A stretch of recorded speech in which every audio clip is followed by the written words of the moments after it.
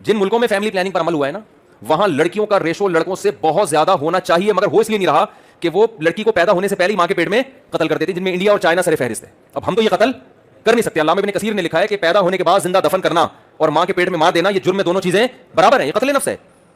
تو انہوں نے تو اس کا یہ حل تلاش کیا, بھائی میاں بیوی الٹرا ساؤنڈ کرتے ہیں کہ بھائی لڑکا ہے تو آنے دو, ایک لڑکی بھی آنے دو, اس کے بعد اگر لڑکا ہے تو ٹھیک ہے, نہیں ہے تو مار دو پیٹ میں.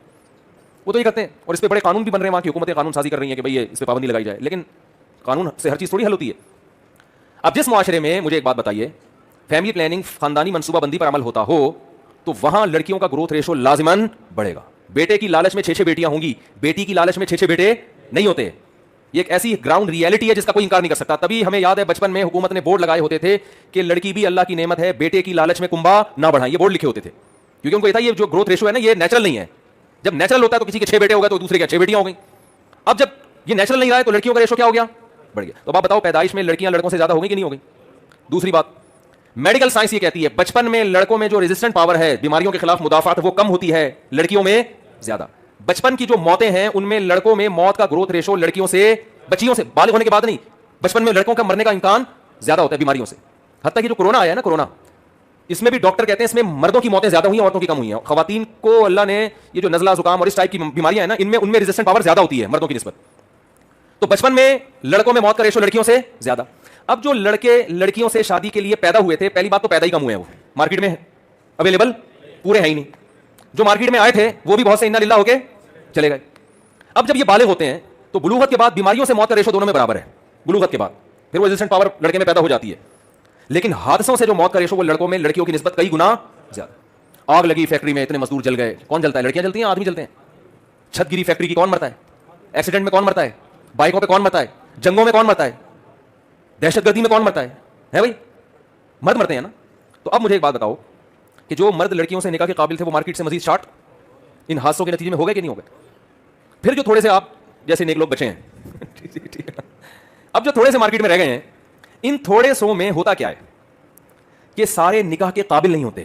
دیکھو لڑکی میں نکاح کا قابل ہونا کوئی وصف نہیں ہے, کیونکہ الرجال قوامون علی النساء, ذمہ دار مرد ہوتا ہے, عورت گھر کا سربراہ کون ہوگا, مرد ہے. تو سربراہ میں کوالٹیز کا ہونا ضروری ہے, کماتا ہو, جاب کرتا ہو, بزنس ہو. کھلانا کس نے ہے, مرد نے کھلانا ہے نا. لڑکیوں میں تو نہیں, نہ کھلائے ہو, نہیں جاب کر رہی, جاب لیس ہو, ایک جماعت نہیں پڑی ہوئی ہو, وہ نکاح کے قابل ہے یا نہیں. بلکہ بہت سے تو کہہ رہے ہیں پڑھی لکھی چاہیے ہی نہیں, وہ شرط لگا رہے ہوتے ہیں. تو اب آپ بتاؤ سارے مرد کیا جاب پر ہوتے ہیں یا بہت سے جاب لیس بھی ہوتے ہیں, بہت سے روڈے ناپتے رہتے ہیں.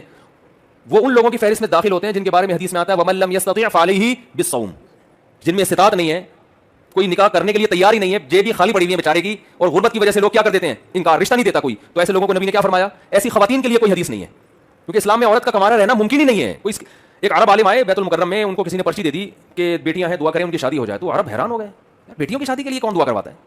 انہوں نے ہمیشہ بیٹوں کی شادی کی دعاؤں کی پرچیاں تو آئی تھیں ان کے پاس, بیٹیوں کے لیے پہلی دفعہ انہوں نے پرچی دیکھی تھی. تو جاب لیس ہوتے ہیں بہت سارے, تو نکاح کے قابل مرد اور تھوڑے سے مارکیٹ میں شارٹ ہوئے کہ نہیں ہوئے. اب جو رہ گئے ہیں نا, وہ اس زمانے میں سارے وقت پہ نکاح کرتے قابل ہیں, کر نہیں رہے ہیں, زنا کی طرف, عیاشیوں کی طرف گئے ہوئے ہیں.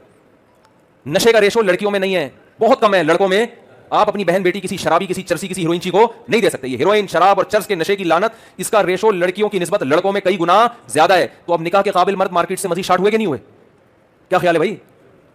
اب مجھے ایک بات بتاؤ, اچھا یہ جو شارٹ ہو گئے نا, ان میں بھی بہت سے, اچھا جو قابل رہ گئے وہ میں نے بتایا وہ کرتے بھی نہیں ہیں, کہتے ہیں زنا کرو, شراب, ادھر ادھر عیاشی میں لگتے ہیں, یعنی وہ نشے میں تو نہیں ہوتے لیکن عیاشی میں ہوتے ہیں.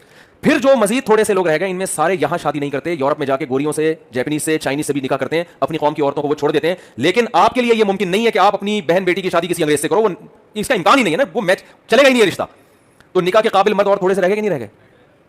تو ان تھوڑے سے آدمی کو کہتا ہوں, جو میں اور آپ 8-10 آدمی بچے ہیں, اگر ہم کیلکولیشن کریں نا, میں ہو گیا, آپ 4 ہو گئے, یہی ہو گئے, یہی جیسے جو نہ شراب پیتے ہیں, جو کما بھی رہے ہیں, جو عدل بھی کر سکتے ہیں.